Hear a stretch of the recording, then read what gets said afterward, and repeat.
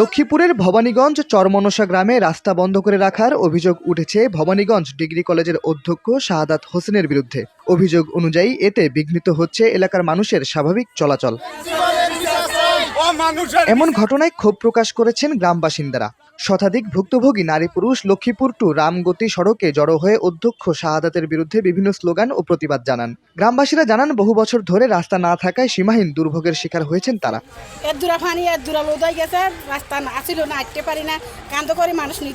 ভুক্তভোগীদের ভাষ্য অনুযায়ী তাদের দুঃখ কষ্টের কথা ভেবে মিশু কোম্পানির ছেলে স্বপন তাদের ফসলি জমির মাঝখান থেকে রাস্তাটি সরিয়ে জমিনের এক পাশে নতুন রাস্তা করে দেয়।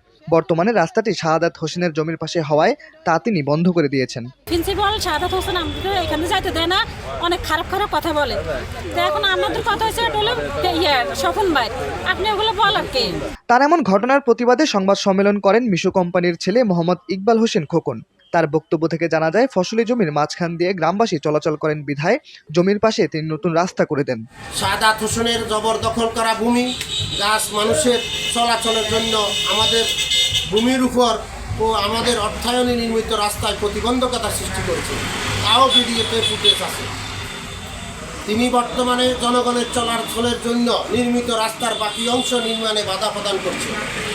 তার বাগান বাড়ির 3 পাশে আমার ফসলীয় জমি, তার বাগানের গাছের ডালপালা গত 17 বছর যাবৎ আমার চাষাবাদকৃত ফসলের জমি নষ্ট করিতেছে। বিভিন্নভাবে চেয়ারম্যান মেম্বারের মাধ্যমে গাছের ডালপালা কাটার জন্য তাকে অনেকবার অনুরোধ করা হয়েছে, উনি কোনোদিন একটি গাছের ডালপালাও কাটেন না। তিনি এত প্রভাবশালী যে এলাকার মেম্বার চেয়ারম্যানের কথাও মান্য করেন না।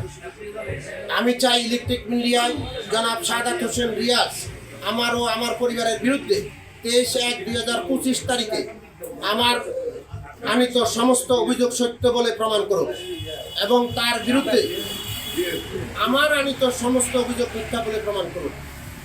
তার বিরুদ্ধে আমার আনিত অভিযোগগুলো যথাযথ কর্তৃপক্ষের মাধ্যমে তদন্তপূর্বক সত্যতা যাচাইয়ের জন্য সবিনয় অনুরোধ জানাচ্ছি। এতে ক্ষিপ্ত হয়ে অধ্যক্ষ শাহাদাত রাস্তাটি বন্ধ করে দেওয়ার পায়তারা শুরু করেন। তবে নিজের উপর আনা এসব অভিযোগ অস্বীকার করেছেন শাহাদাত। তিনি দাবি করেন, যে রাস্তাটি সরিয়ে ফেলা হয়েছে তা অনেক পুরনো রাস্তা। নতুন রাস্তাটি তার জমিন ঘেঁষে তৈরি করা হয়েছে, অথচ তাকে জানানো হয়নি। দৈনিক ডেস্টিনি ডেস্ক রিপোর্ট।